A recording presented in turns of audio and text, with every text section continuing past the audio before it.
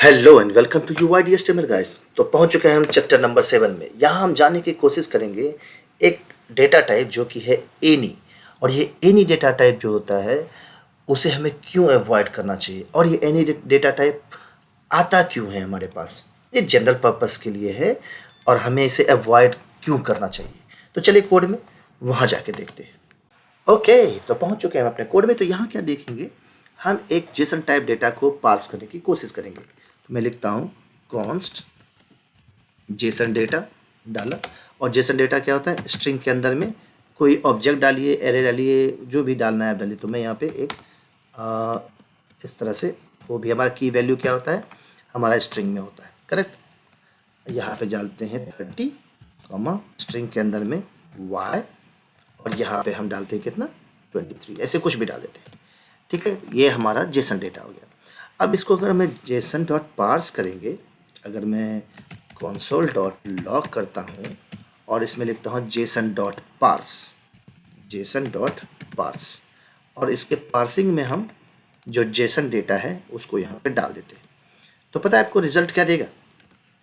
Result आपको देखा एक नॉर्मल ऑब्जेक्ट x में 30 आ जाएगा और आपको y जो है सो 23 आ जाएगा। ये इस तरह से आपको रिजल्ट देगा। और इसी जगह पर एक तो ये हो गया। दूसरा, अगर कंसोल डॉट लॉग में अभी मैं आपको बूलियन देने की कोशिश करता हूँ, मैं यहाँ अगर फॉल्स दूंगा, एक बूलियन स्ट्रिंग डाल दिया, तो आपको रिजल्ट क्या देगा पता है, फॉल्स ऐसे देगा। फिर अगर आप इसको इसमें नंबर डालने की कोशिश करो, स्ट्रिंग में नंबर डालने की कोशिश करो, तो ये आपको नंबर ला के दे देगा।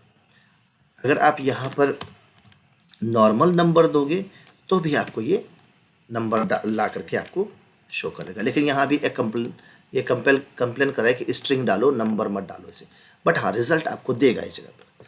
तो यहाँ पर आपने क्या समझा कि एक जेसन डॉट पार्स होता है, ये आपको ये नहीं बताता है कि हम इस समय स्ट्रिंग देंगे कि बूलियन देंगे कि नंबर देंगे कि एरे देंगे। समझ रहे हैं, इस तरह से आप प्रेडिक्ट नहीं कर सकते। तो ये नॉन प्रेडिक्टेबल जब है तो ये सिक्योरिटी का इशू हो जाता है हमारे कोड में। जैसे कि अगर पार्स में जाके देखेंगे तो आप यहाँ देखिए क्या है, लास्ट में एनी टाइप डेटा वापस कर रहा है। और जब वापस हमारा एनी टाइप डेटा कर रहा है तो जिस वेरिएबल में जाके सेव होगा वो भी एनी टाइप होगा। ओके, तो मैं यहाँ पे क्या कर रहा हूँ, सेविंग टू वेरिएबल। ठीक है, वेरिएबल में हम यहाँ डाल रहे हैं। तो जेसन डॉट पार्स में हम इसमें कौन लिखते हैं, लिखता हूँ पार्स्ड जेसन, और इसके अंदर में ये वेरिएबल है, ध्यान रखिएगा। तो मैं छोटा में लिखता हूँ, कैपिटल में क्या लिखना, पार्स जेसन डाल दिया और इसमें जेसन डॉट पार्स को उठा के यहाँ पर पेस्ट कर दिया। ठीक है, तो अब आप देखेंगे कि ये हमारा क्या रिटर्न किया, एनी टाइप डेटा। तो ये एनी टाइप डेटा हमारा पार्स जेसन भी क्या बन गया, एनी टाइप ऑफ डेटा। अब इसका प्रॉब्लम इशू क्या होगा कि पार्स जेसन में अगर कोई एक्स्ट्रा डेटा डालने की कोशिश करते हैं, मानते हैं जी करते हैं, जी इज इक्वल टू 45 कर दिया, आपको एरर नहीं देगा। ठीक है, उसी जगह पार्स जेसन में अगर आप कोई और की डालने की कोशिश करते हैं, नेम इज इक्वल टू अगर गौतम डाल दिया, तो भी आपको एरर नहीं देगा।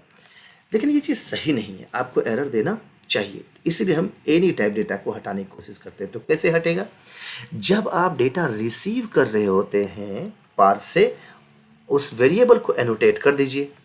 तो आपको यहाँ पे अगर मैं डाल देता हूँ कि हमें x हमको नंबर में चाहिए और y हमारा नंबर में चाहिए, तो आपको ऑटोमेटिकली z और नेम कंप्लेन करने लगेगा कि ऑब्जेक्ट में नहीं है। ओके, इसलिए हम इसको क्या करते हैं, अपना एनोटेट कर देते हैं यहाँ पर। बाकी आप इसको इंटरफेस में भी डाल देंगे तो भी यहाँ आपका ये काम करेगा। ये तो हमने बेसिक एग्जांपल आपको एनी डेटा टाइप के लिए आपको बताया, और जैसे जैसे हम और आज इसमें बढ़ते जाएंगे ये कॉम्प्लेक्स होता जाएगा और भी आप अच्छे से सीखते जाएंगे और डिटेल में इंफॉर्मेशन लेकर के आप काम करते जाएंगे।